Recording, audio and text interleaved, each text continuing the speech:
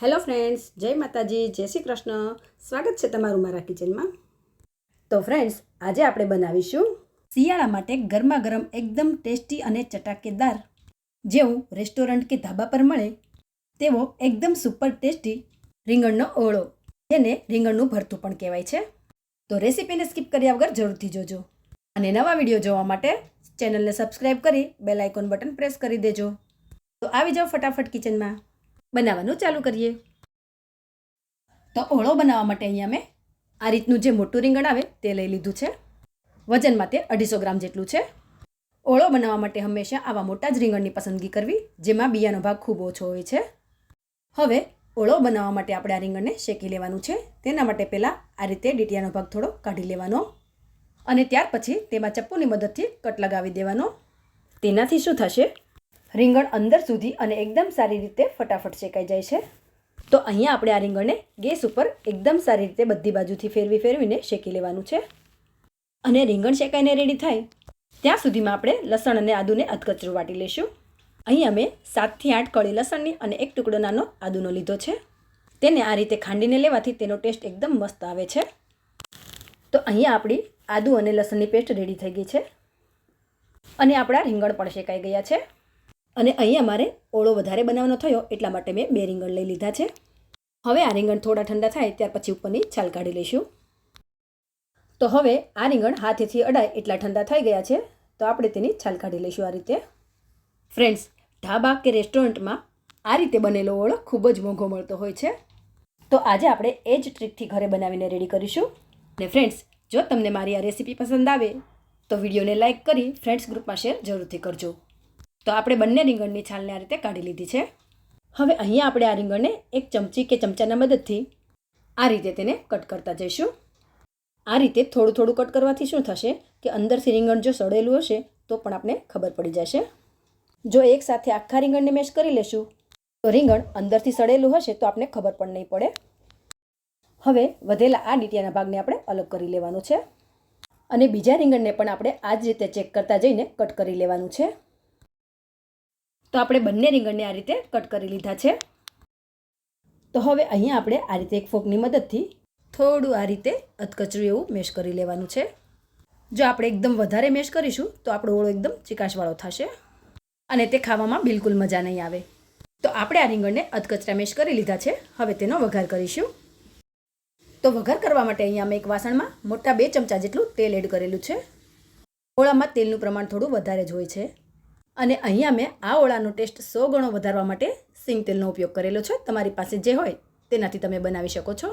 હવે તેમાં 1 ચમચી રાઈ અને 1 ચમચી જીરું એડ કરીશું અને થોડા મીઠા લીમડાના પાન એડ કરીશું અને સાથે જ તેમાં ઝીણું કટ કરેલું મરચું એડ કરી દઈશું. અને હવે એડ કરીશું આપણે તૈયાર કરેલી આદુ લસણની પેસ્ટ અને મીડિયમ ગેસની ફ્લેમ પર એકદમ સારી રીતે મિક્સ કરીને 1 મિનિટ માટે તેને કૂક થવા દઈશું. તો આપણે આ બધી વસ્તુને 1 મિનિટ માટે કૂક કરી લીધી છે. હવે તેમાં 1 નંગ ઝીણી કટ કરેલી ડુંગળી એડ કરી દઈશું. અહીંયા સૂકી ડુંગળી એડ કરેલી છે. તમારી પાસે જો લીલી ડુંગળી હોય તો તમે એડ કરી શકો છો. અને ડુંગળીને પણ આપણે 1 થી 2 મિનિટ માટે મીડિયમ ગેસની ફ્લેમ પર કૂક કરી લઈશું.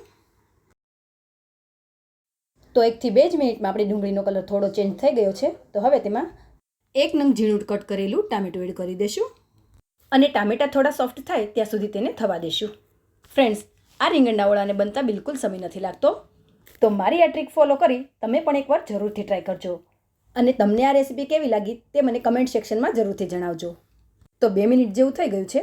તો તેમાં એકદમ ઝીણા કટ કરેલા લીલી ડુંગળીના પાન એડ કરીશું. જો તમારી પાસે હોય તો એડ કરવાના.